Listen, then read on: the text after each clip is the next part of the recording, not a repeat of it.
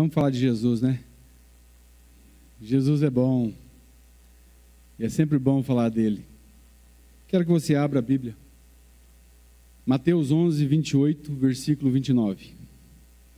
Mateus, capítulo de número 11, versículo 28 e 29. O convite de Jesus. Nessa noite, eu quero falar sobre Jesus de novo. A última ministração aqui eu falei sobre Cristo, sobre Ele ser o Deus forte, o Deus maravilhoso, conselheiro, o Pai da eternidade, o Príncipe da paz. E hoje eu quero falar sobre o grande convite que Jesus fez àqueles que estão cansados e sobrecarregados. E eu quero falar também sobre a humildade de Jesus Cristo. Vamos lá. Eu vou ler na NVI. Jesus disse assim: venham a mim todos os que estão cansados e sobrecarregados, e eu vos aliviarei. Lhes darei descanso. Tomem sobre vocês o meu jugo e aprendam de mim, pois sou manso e humilde de coração, e vocês encontrarão descanso para as suas almas. Feche seus olhos mais uma vez. Pai, nós te louvamos, Deus, porque Tu és bom, a Tua misericórdia dura para sempre, o Teu amor sempre nos atrai, e sempre o Senhor tem perdoado os nossos pecados, Deus. A Deus, como nós temos razões de sobra para Te adorar, Deus. Ajuda-nos, Deus, a caminhar na Tua presença. Ó Deus, dá-nos ânimo, Deus, fortaleça-nos, Deus. Nós reconhecemos a nossa pequenez. Ó Deus, queremos que o Senhor seja exaltado, seja glorificado. Faz isso, Pai.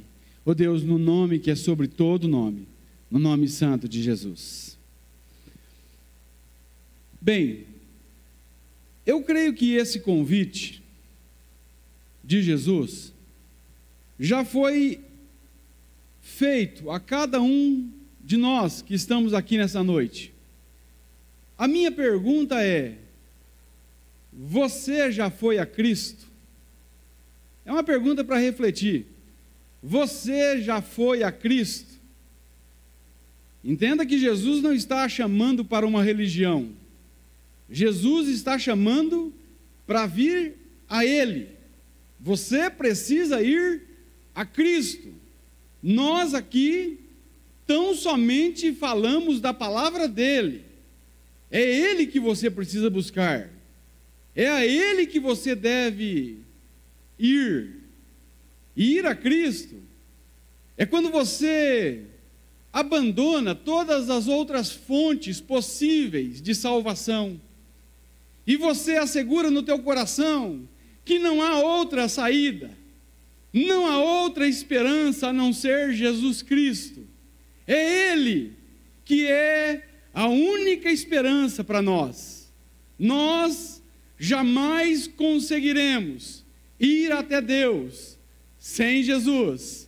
Todos nós precisamos de um Salvador, e o seu nome é Jesus Cristo. Ir a Cristo significa confiar nele, colocar sua inteira confiança nele. É reconhecer que nós somos pecadores, é reconhecer que somente Cristo pode nos perdoar e nos dar salvação. A Bíblia, em muitos versículos, vai dizer isso. Atos 4,12 diz que não há outro nome dado entre os homens pelo qual importa que sejamos salvos. 1 Timóteo 1,15 diz que essa é uma palavra fiel e digna de toda aceitação, que Cristo Jesus veio ao mundo para salvar os pecadores. 1 Timóteo 2,5 diz que não há outro caminho, há um só Deus e um só mediador entre Deus e os homens, Jesus Cristo, homem. Não há outro intercessor, não há outra pessoa que nos leva a Deus. Somente Cristo pode fazer isso. Como nós estávamos antes de ir a Cristo? E aqui eu digo para quem já foi a Cristo. Nós estávamos cansados e sobrecarregados. Esta era a nossa situação antes de irmos a Cristo. Olha, eu vou falar de mim. Você reflete aí para você. Mas olha só. Eu estava sofrendo. Eu estava cansado da vida que eu levava. Eu estava cansado da vida de pecado. Eu estava sobrecarregado por muitos vícios. Eu estava cansado de dar trabalho para os outros, de ser um estorvo na vida dos outros, de não acrescentar nada na vida dos outros. Eu estava cansado da minha vida. E quando eu fui a Cristo, Ele aliviou a minha alma. Nele eu encontrei verdadeira satisfação. Uma satisfação que o mundo não dá. Uma satisfação em que os prazeres desse mundo não conseguem dar. Em Cristo eu achei a liberdade que eu tanto procurava, porque Ele me livrou de todos os meus pecados e perdoou-me, para que eu pudesse viver na presença dEle, não mais como um miserável pecador destituído da graça e longe de Deus, mas como um miserável pecador perto do Deus amoroso e perdoador, que nos perdoa a cada momento das nossas vidas. Talvez você está aqui ainda cansado e sobrecarregado. Eu digo para você, não há outro caminho. Não se engane. Não busque uma religião. Não busque apenas uma instituição evangélica ou, quem sabe, outra. Não busque apenas uma igreja. Quando eu falo igreja, eu falo de instituição, denominação religiosa.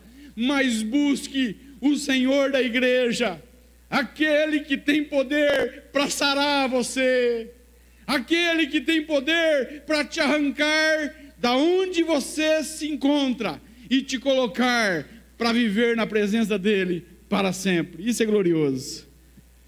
Isso é glorioso. Eu estava cansado de ser um mau pai, um mau esposo, um mau amigo, um mau filho. Eu estava cansado da minha vida. Eu estava cansado de viver uma vã maneira de viver, como diz 1 Pedro 1,18. Uma coisa que Deus fez, que eu acho glorioso, é que Deus me livrou de mim mesmo. Sim, Ele tem me livrado de mim mesmo a cada dia. Todo dia o velho homem precisa morrer naquela cruz. Todo dia eu preciso mortificar a minha carne. Eu preciso lutar na vida cristã, para que a cada dia o nome dEle seja exaltado, seja glorificado, porque Ele é digno de receber toda a honra, toda a glória. É por isso que eu digo, irmãos, você que me ouve, não está em mim, não é o Paulo Serosino, é Cristo. Se eu estou casado há 30 anos, quase há 30 anos, é por causa dele, porque se fosse por causa de mim, lá atrás, eu teria abandonado o barco, mas por causa dele, e glória pois a ele, é que eu estou na presença dele. Em Cristo nós encontramos a paz que tanto buscamos. Antes eu tinha uma ideia equivocada Eu achava que para ir para o céu, esse papo de ir para o céu, né, que a gente costuma dizer, eu precisava ficar morrendo de vontade de fumar e não fumar para ir para o céu. Eu precisava ficar morrendo de vontade de fazer as coisas que eu fazia e não fazer para poder ir para o céu. Aí Jesus vem e arranca tudo. Jesus liberta. Jesus, Ele perdoa. E aí então Ele torna a vida leve por causa dEle. Jesus continua dizendo, Ele prossegue dizendo, tomai sobre vós o meu jugo. Jugo é aquela canga que é colocado nos bois para fazer o boi andar um do lado do outro. Geralmente colocam um mais forte e um mais fraco para que eles puxem o arado ou o carro. Aquilo ali é canga, jugo é isso. Jesus nos convida a colocar o pescoço embaixo da canga, junto a Ele, do lado dEle. Tomar o jugo de Jesus é obedecer a Jesus, é caminhar lado a lado com Ele, é ser discípulo dEle, é fazer aquilo que Ele quer que nós façamos, é caminhar obedecendo a sua voz, é estar perto dEle e ser direcionado por Ele. Tomar o jugo é você saber que você não consegue puxar o carro sozinho. Você não consegue, ninguém consegue, eu não consigo. Nós somos tão dependentes dEle. Não há vida cristã sem Ele. Não há como viver as lutas do cotidiano, as adversidades dessa vida, as tribulações, as dores, o sofrimento, se Jesus não estiver do lado. Não vale a pena viver longe de Jesus. Entenda uma coisa, não vale a pena. Em Mateus 16, 24, Jesus diz assim: quem quiser vir após mim, tome a cada dia a sua cruz, renuncie a si mesmo e siga-me. Vem morrer comigo a cada dia. Nós precisamos negar a nós mesmos. É duro isso. Quem quer negar a si mesmo? Hoje nós vivemos dias em que nós vemos cada dia mais pessoas sendo cheias delas mesmas. Negar-se a si mesmo é se humilhar. Negar-se a si mesmo é começar a descer a escada da humilhação. Porque a escada do reino de Deus não é para cima, é para baixo.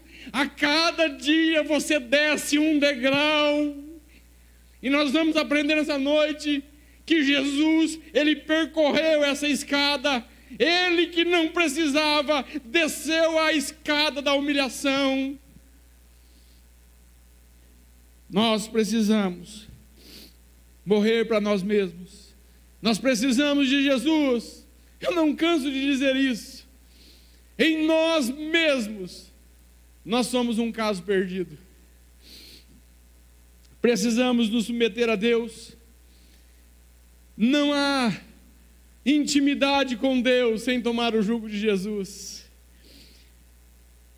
Olha, sabe por que nós temos tido relapsos na meditação das Escrituras, na oração, no trabalho do reino de Deus? É porque não tomamos o jugo dele. Há prioridades mais importantes nas nossas vidas. É as nossas prioridades, a nossa vontade, o nosso jeito. E tomar o jugo de Jesus já não é mais a nossa vontade, é a vontade dele. E isso é muito difícil. Eu já disse isso aqui. É impossível sem o Espírito Santo de Deus.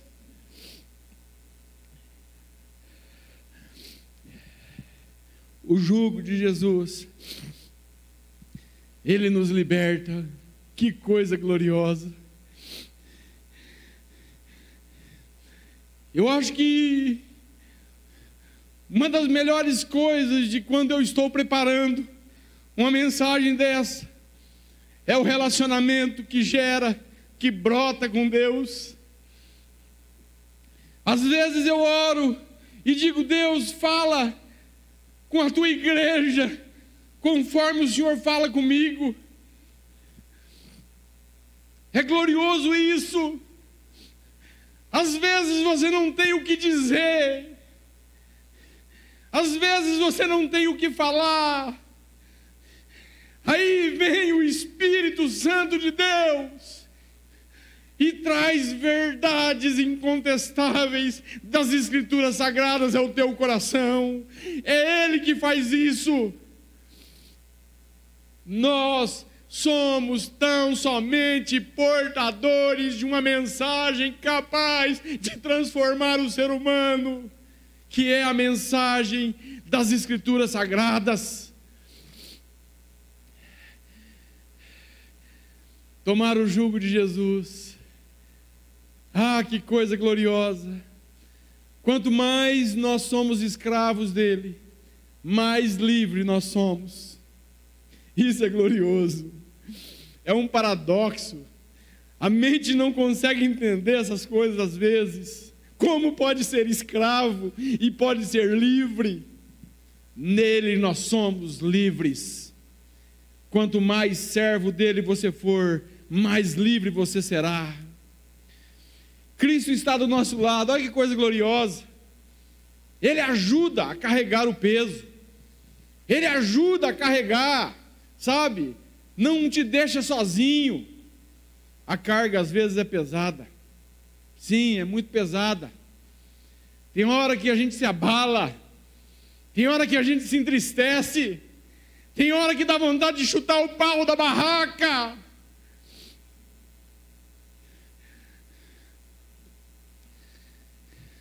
Tem hora que dá vontade de desistir.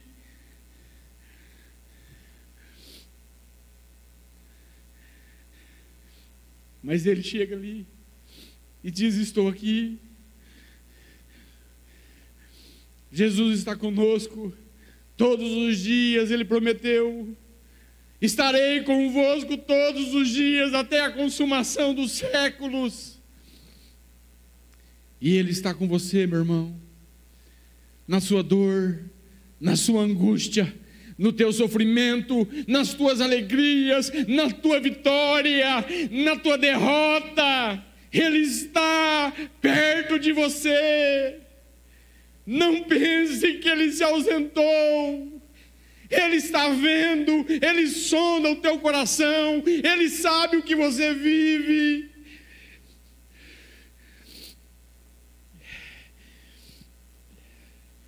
Está difícil? Imagine se Jesus não estivesse do nosso lado. Meu irmão, imagine se Cristo não fosse a nossa fortaleza. Uma das coisas gloriosas que eu vejo na vida do apóstolo Paulo é quando ele está cansado, ele ora e pede para Deus tirar o espinho de sua carne, que ninguém sabe o que é. Lá na glória você procura o apóstolo Paulo e pergunta para ele. Só sei que ele ora 3 vezes. E para um judeu orar 3 vezes, o negócio era muito duro. Doía muito. E ele vai e ora. E aí vem a resposta de Deus: Paulo, a minha graça te basta. E Deus ainda fala ao seu coração: porque o meu poder se aperfeiçoa na fraqueza. E aí, rapaz, o apóstolo Paulo, que cristão fantástico, que homem de Deus, que disposição de coração. O camarada diz: ah, é assim então? O poder do Senhor se aperfeiçoa na fraqueza? Então eu me gloriarei nas minhas fraquezas. Eu me gloriarei nas tribulações, nas injúrias. porque quando eu sou fraco, aí é que eu sou forte, aleluia. Jesus está conosco e isso faz toda a diferença. Jesus disse que o jugo dele é suave, justamente porque ele ajuda a carregar o fardo, daí o fardo fica leve. O jugo também fala do senhorio de Cristo sobre as nossas vidas.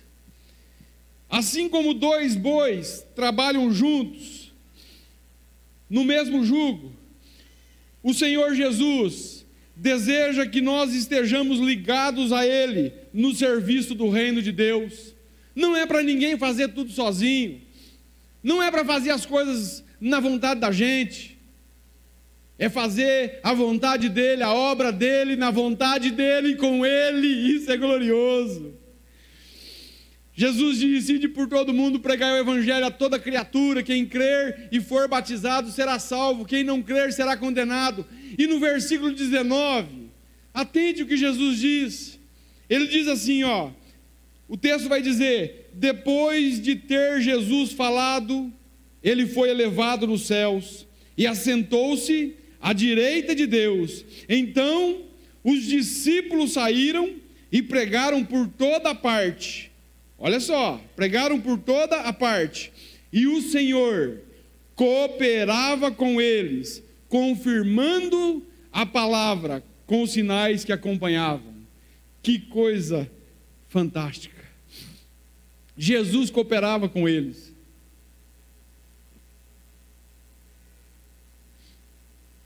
Paulo, em 1 Coríntios, vai dizer que nós somos cooperadores de Deus. Jesus diz: tomai sobre vós o meu jugo. E aí Jesus continua, Jesus fala: e aprendei de mim, que sou manso e humilde de coração. Olha, irmãos, Jesus amou como ninguém, Jesus perdoou como ninguém, às vezes fica até difícil entender que um homem como Jesus viveu nos nossos dias, na face da terra. Se você olhar naturalmente, porque um camarada extremamente dócil, manso, mesmo na hora que estava bravo.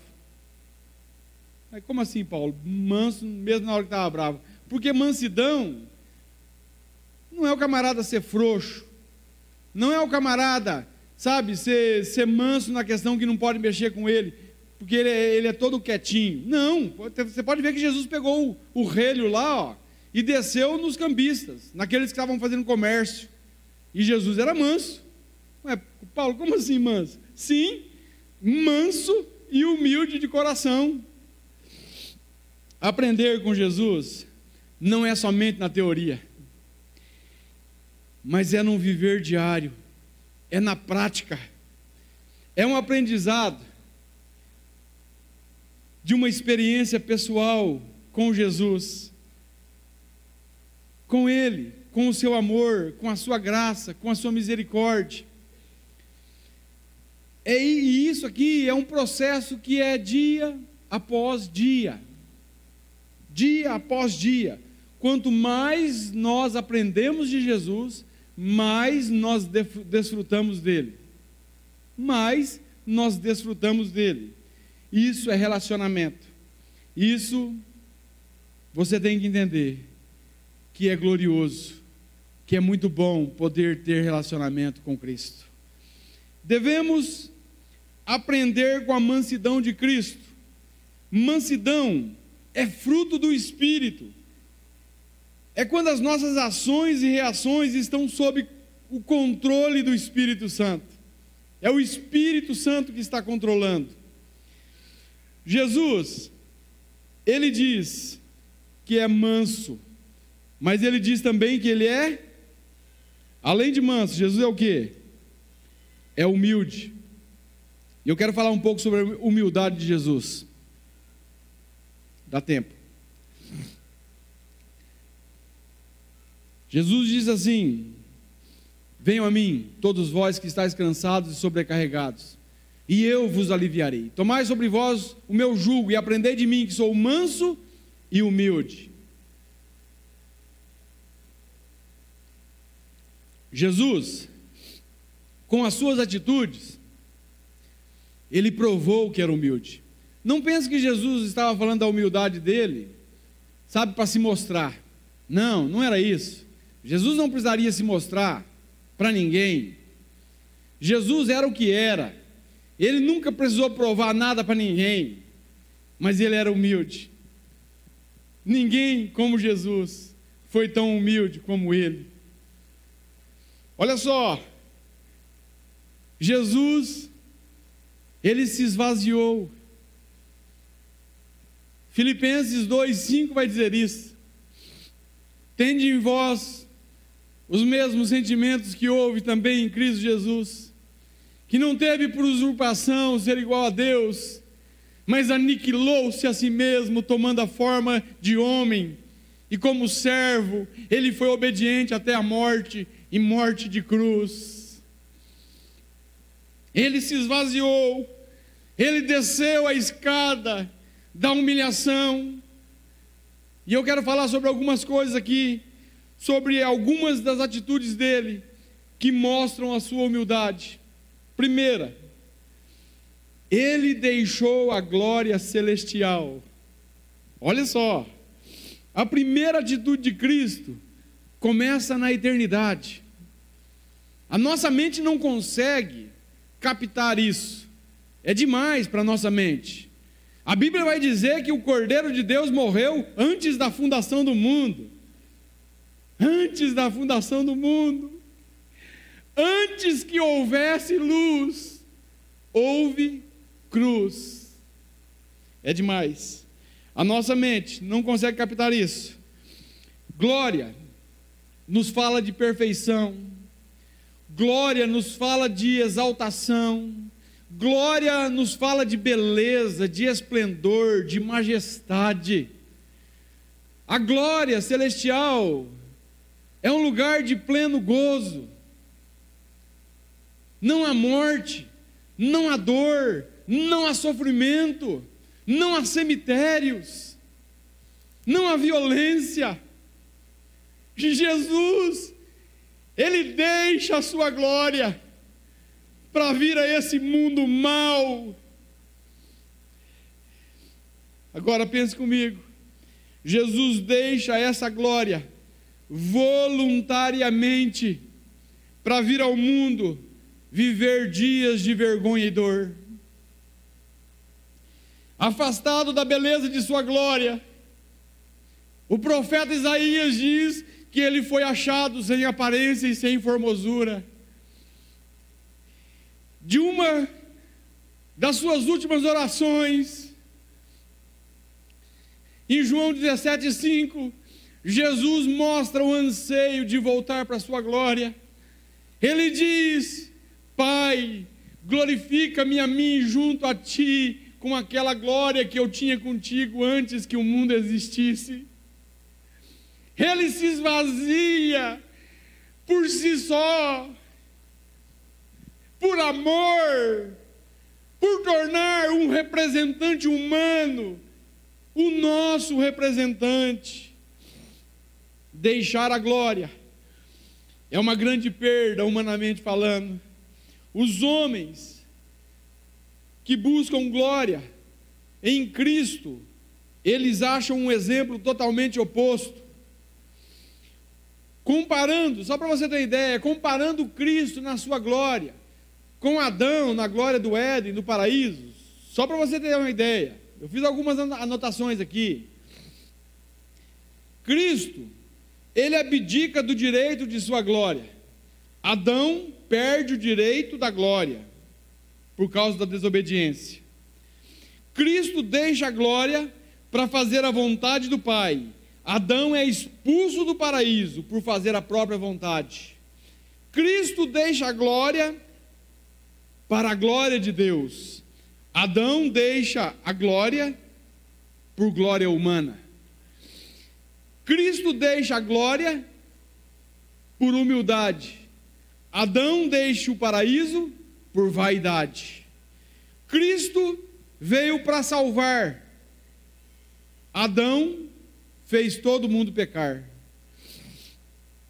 Nós vemos a humildade de Jesus Cristo no fato que ele renuncia de sua glória. Então, essa é a primeira. Que mais? Jesus, ele vai descer na escada. Ele se fez carne. Olha só, o Verbo se fez carne. O Evangelho de João diz assim, João 1, versículo 1 ao 3 e depois o versículo 14. Diz: no princípio era o Verbo, e o Verbo estava com Deus, e o Verbo era Deus. No princípio estava ele com Deus. Todas as coisas foram feitas por ele, e sem ele nada do que foi feito se fez. E o versículo 14 diz: e o Verbo se fez carne e habitou entre nós, e vimos a glória do unigênito do Pai. Jesus, só para você ter ideia, é humilhação ou não é? Deus é Espírito, e Deus se faz homem. Olha só, Deus se faz homem. Cristo deixou os seus elevados direitos e privilégios para tomar sobre si a responsabilidade de se tornar um de nós, para ser aquele que viria perdoar os nossos pecados, morrer naquela cruz no nosso lugar. A ceia que nós participamos fala disso, da morte e ressurreição de Jesus. O que mais? Nós vemos a humildade de Cristo, em que ele habitou a terra. O celestial habita a terra. Aquele que morava na glória passa a viver num mundo caído, sem glória. Rapaz, é muita humilhação. Ele se submete. Isso também prova a sua humildade. E tem mais. Ele não veio como um rei. Ele não morou em palácios. Ele não nasceu em berço de ouro. Ele se esvaziou a tal ponto de que ele se fez pobre por amor a nós. Que mais? Jesus torna-se criatura. O Criador tornou-se criatura. Olha o grau de esvaziamento, olha o grau de humilhação, olha o degrau da escada que ele desce. Tem uma música do Adilson Silva,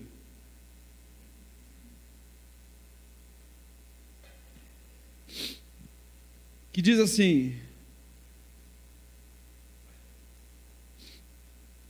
eu vou tentar cantar, você me perdoa depois.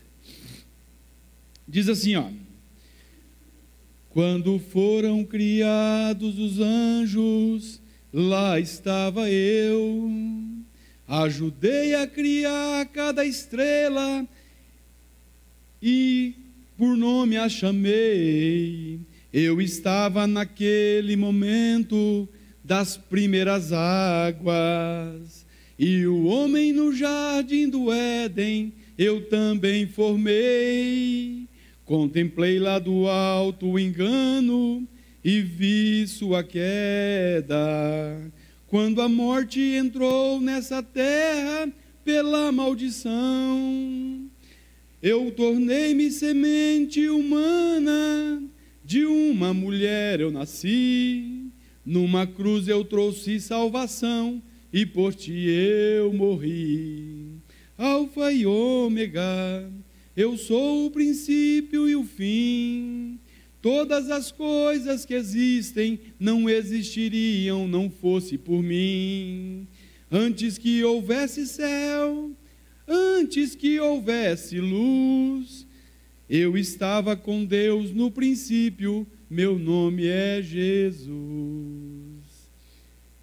Lá em Gênesis 1:26, quando diz: façamos agora o homem Jesus estava lá.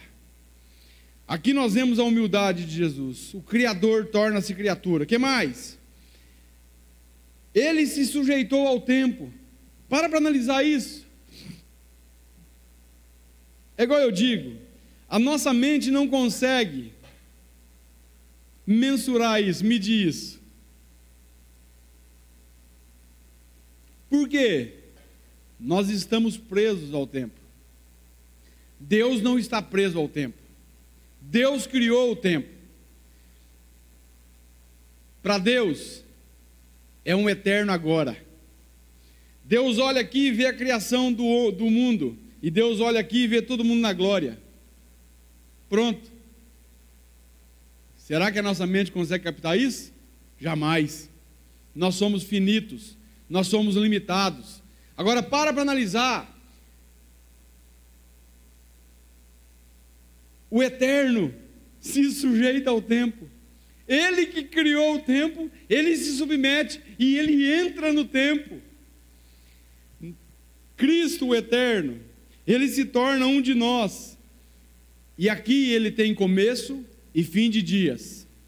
Sim, aquele que sempre existiu, que criou o tempo, agora entra no tempo e prova a limitação humana. Seus dias na terra podem ser contados. E ele viveu tão somente um pouco mais de 33 anos. Cristo se humilha com toda a limitação humana. É humilhar. Isso gera constrangimento e dor naquele que nunca conheceu limitação alguma. Aquele que nunca dormiu tem que dormir para repor as suas energias. Olha só, o pão da vida teve fome, a fonte de água viva teve sede. Nós vemos a humildade dele. O que mais? Ele tornou-se fraco. Para analisar, o onipotente, o Deus todo-poderoso, o grande El Shaddai, torna-se fraco. Tão fraco que precisa da ajuda de sua mãe e de José para não morrer. Maria salva Jesus quando ele era um bebê.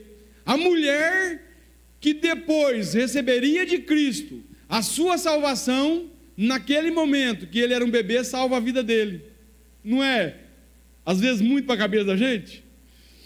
Olha só, o Deus forte se esvazia de todo o seu poder. Isso, mais uma vez, mostra a humildade de Cristo, que se humilhou, sendo zombado, sendo, cuspido em seu rosto, bateram nele. Ele tinha todo o poder. Eu gosto do Max Lucado, quando o Max Lucado, falando sobre a crucificação de Jesus, no seu livro, Ele Escolheu os Cravos, quando ele diz no livro, quando vão colocar o prego nas mãos de Jesus, e Jesus olha, aí Max Lucado faz uma pergunta, um questionamento: será que Jesus não teria poder para jogar aquele soldado longe e acabar com tudo aquilo ali, e arrebentar todos aqueles homens? Será que ele não poderia ter escolhido, jogar aqueles homens longe pelo seu poder? Aí o Max Lucado faz um outro questionamento: por que então Cristo não faz nada? Por que ele não escolhe jogar os soldados para longe com o seu poder? Aí ele vai e diz: porque ele escolheu os cravos, ele escolheu você. Por causa disso. O que mais? Ele torna-se servo. Meu irmão, para analisar. O Senhor do universo, o Senhor que criou as estrelas, as constelações, os planetas, o Deus que chama cada estrela por seu nome, sendo o Senhor do universo, Senhor de todas as coisas, vem a esse mundo e diz: Eu não vim para ser servido, mas eu vim para servir. Cara, isso constrange a gente. A gente quer ser servido muitas vezes. A gente muitas vezes quer honra. A gente quer glória. E o Senhor do universo quis tão somente ser homem e servir aos homens. O Deus Criador torna-se criatura para servir os homens que Ele criou. Para analisar. Jesus toma uma toalha e uma bacia, e Ele vai lavar os pés dos seus discípulos. Ele constrange os seus discípulos. Pedro chega a dizer: o Senhor não vai me lavar. E Jesus fala: se eu não te lavar, você não tem parte comigo. E Pedro já fala: não, então me lava tudo, pé, cabeça e tudo mais. Jesus vai lavar o pé de Judas Iscariotes. Ah, como nós precisamos aprender com Jesus. Ele vai lavar o pé dos seus inimigos. Sim, discípulos, mas também inimigos, principalmente Judas Iscariotes. Ele vai lavar o pé do seu inimigo. Será que nós faríamos isso com os nossos inimigos? Muitas vezes desejamos mal para o inimigo. Jesus mostra que nós devemos amar. Sim, amar os inimigos. Jesus, Ele se humilha e torna-se servo. O que mais? Jesus torna-se pecado por nós. Olha o grau de humilhação. Vai vendo, vislumbra uma escada de sofrimento e vai vendo o que Jesus passa. O santo é feito pecado. O anjo diz a Maria: por isso o santo que em ti há de nascer será chamado filho de Deus. Olha só, foi o anjo. A santidade do menino decorre não do fato de ser virgem a sua mãe, mas sim do seu Pai celestial ser santo. Deus, sendo santo, envia o seu Filho Santo para salvar pecadores. E Jesus, olha só, Ele se humilha de tal maneira, de maneira imensurável, não tem como medir, que Ele que nunca pecou, nunca houve engano em sua boca, Ele torna-se pecado por nós. Ele ocupa o nosso lugar naquela cruz. Jesus morreu no nosso lugar naquela cruz. Ele morreu a minha morte, a tua morte. É por isso que eu vejo que não tem como perder salvação. Por quê? Porque Jesus me substituiu na cruz. E se Ele me substituiu na cruz, Ele efetuou por nós eterna salvação. Deus faz cair sobre Ele a iniquidade de cada um de nós. 1 Coríntios 5:21 diz assim: aquele que não conheceu o pecado, Ele o fez pecado por nós, para que nós fôssemos feitos justiça de Deus. Se Jesus não tivesse morrido na cruz do Calvário, nos substituindo, Ele sendo justo, dando a vida por injustos, nós seríamos condenados, porque é o que nós merecemos. No Calvário, Jesus recebe a ira de Deus nele, por causa de nós. A ira de Deus é o ódio de Deus contra o pecado. Deus coloca os nossos pecados sobre Jesus e fulmina Jesus. A Bíblia vai dizer, o profeta Isaías, eu já disse isso aqui, toda vez que eu tomo ceia e mordo o pão e mastigo o pão e eu trituro o pão na minha boca, é o que aconteceu com o corpo de Jesus muitas vezes. Ele foi dilacerado, Ele foi moído por causa das nossas transgressões. que mais? Ele não devia, ele não merecia, nós merecíamos, sim, nós. Jesus, mesmo sendo santo, foi moído por causa dos nossos pecados.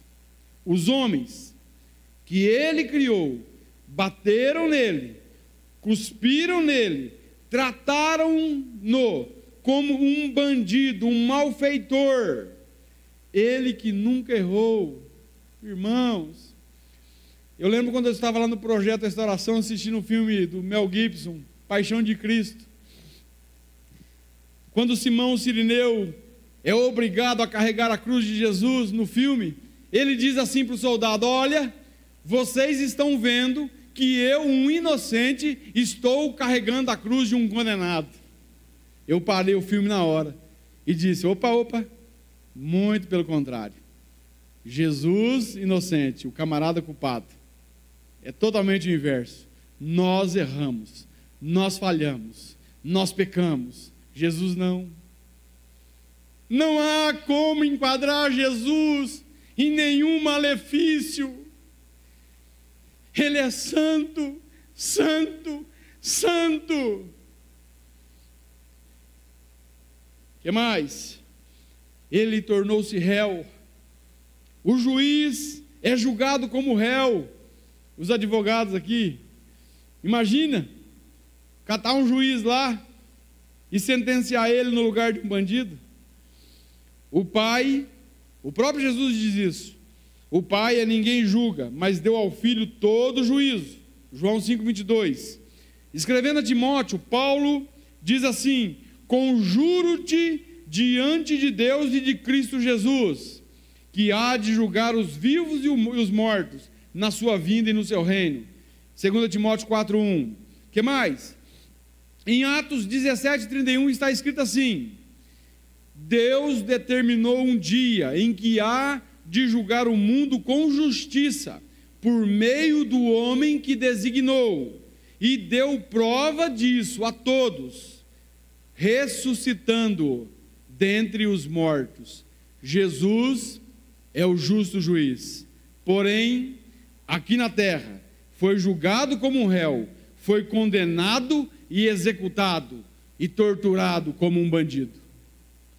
Jesus se calou, mesmo sendo injustiçado, não abriu a sua boca. E por último, da humildade de Jesus, do degrau da escada, o último degrau, ele morreu. O autor da vida, para analisar isso, o autor da vida morre. É um paradoxo. É onde eu falo, a mente da gente às vezes não consegue entender. O autor da vida morre. A morte, consequência exclusiva do pecado, recai sobre aquele que nunca pecou. Jesus disse várias vezes: eu sou a vida. João disse: a vida estava nele. Paulo disse: tudo subsiste por ele. Na cruz, os homens matam o seu Criador. O autor da vida morre. Mas olha só, que coisa gloriosa. Porém, a morte dele gera vida, vida abundante, vida eterna. A morte foi vencida por ele, porque o túmulo não conseguiu segurá-lo. Ele ressuscitou para a nossa salvação. Ele disse, olha só, o que Jesus disse? Ele falou assim: na verdade eu digo, que se o grão de trigo caindo na terra não morrer, fica ele só, mas se morrer, dá muito fruto. João 12, versículo 24. Somos frutos dessa semente chamada Jesus Cristo, que foi plantada na terra, morreu, germinou e dá muito fruto. E é por isso, já estou encerrando, é por isso que, passado o tempo da sua humilhação, passado o tempo da sua angústia, do seu sofrimento, Paulo escrevendo aos Filipenses, ele continua, Filipenses 2, versículo 9, ele diz assim: mas Deus o exaltou soberanamente, e lhe deu o nome que está acima de todo nome, para que ao nome de Jesus se dobre todo o joelho, no céu, na terra e debaixo da terra, e toda língua confesse que Jesus Cristo é o Senhor, para a glória de Deus Pai. Cristo, Ele provou a sua humildade. E para encerrar, Jesus completa dizendo: e acharei descanso. Voltando lá ao versículo de Mateus 11, 28, vinde a mim todos vós que estáis cansados, sobrecarregados, e eu vos aliviarei. Tomai sobre vós o meu jugo e aprendei de mim, que sou manso e humilde de coração, e acharei descanso para as vossas almas. Que promessa gloriosa! Descanso para a alma. Nós não encontraremos descanso enquanto a nossa alma não estiver em paz. Quanto mais nós aprendemos de Jesus, mais nós descansamos nele. O que alivia a alma é a paz que vem de Jesus. Essa paz não é resultado de um Rivotril, de um calmante qualquer. Essa paz não é resultado de um dia de descanso. Tem muita gente guardando dia de descanso. Pode guardar 10.000 dias de descanso. Se não encontrar descanso para a sua alma, você vai viver cansado. Porque o problema não é o cansaço físico, é o cansaço na alma. O homem vive insatisfeito longe de Jesus. Ele não encontra satisfação na alma. E não adianta. Pode buscar onde for, ele não vai encontrar. Somente em Cristo ele encontrará a verdadeira satisfação. Cristo é o nosso descanso, Ele é a nossa paz. Jesus, Ele é tudo que nós precisamos. A palavra de Deus, ela mostra que eu e você precisamos ir aonde? Precisamos ir a Cristo. Que você possa ir a Cristo. Que ao chegar na tua casa, sozinho, corra para dentro do seu quarto, dobre o seu joelho, clame a esse Deus que te ouvirá, clame a Ele, busque a Ele, vá a Cristo, Ele estará pronto para te perdoar os pecados, Ele estará pronto para sarar as tuas feridas, Ele estará pronto para dar a você novidade de vida, vida nova, novo começo, restauração. Ele pode. Você que me ouve pela internet, vá a Cristo, corra para os braços dEle. Eu não sei onde você está, não sei se você está na rua, não sei se você está em casa, se você está no carro, mas clame a esse Jesus, diga a Ele que você é pecador, que você se arrepende dos seus pecados, fale para Ele que você precisa dEle, que você não consegue mais viver sem Ele. Diga e peça para Ele salvar você, que a vida aqui na terra é muito irrisória, é muito ilusória, é muito pequena. Existe uma eternidade nos aguardando. Logo, logo, Jesus voltará.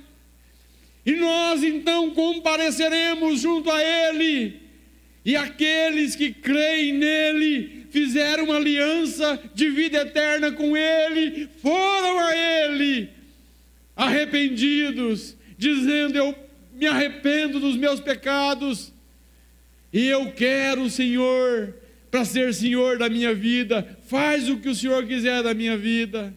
Esses viverão eternamente ao lado de Jesus, ao lado de todos os profetas, ao lado de todos aqueles que serviram a Cristo, ao lado de todos aqueles que um dia depositaram a sua confiança nele, para sempre.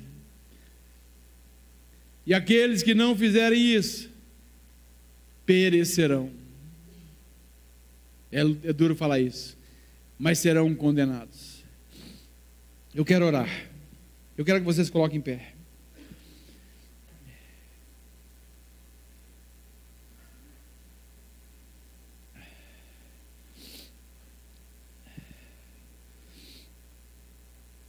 Pai, o Deus bendito, Deus santo, Senhor, é a Tua palavra que nós temos pregado, temos falado do Teu amor, da Tua graça, da Tua misericórdia, da Tua ira, da Tua salvação, da Tua condenação, temos dito tudo isso, Pai.